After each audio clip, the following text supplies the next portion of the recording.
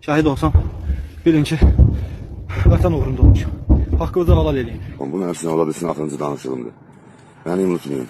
Namusumu, qeyrətini qorumaq üçün gedirəm. Sizlər üçün gedirəm, vətən üçün gedirəm.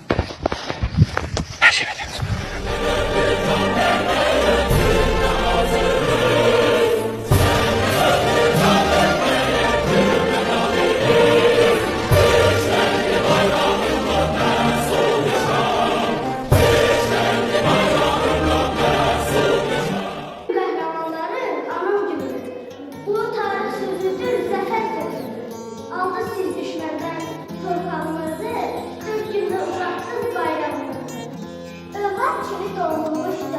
Şəhid olub getdim nicat.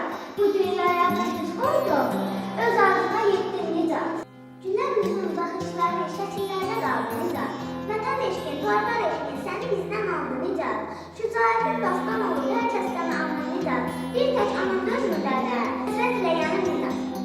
Basın o torpağa, orada şəhid nəfəsi var. Qan qarışmış o torpağa, dönmüş şəhid həvəsi var.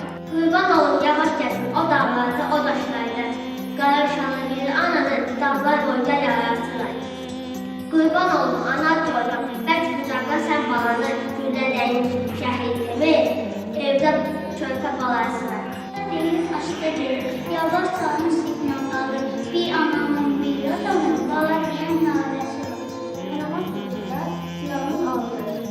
Nərəsi düşmanların alını yardırır.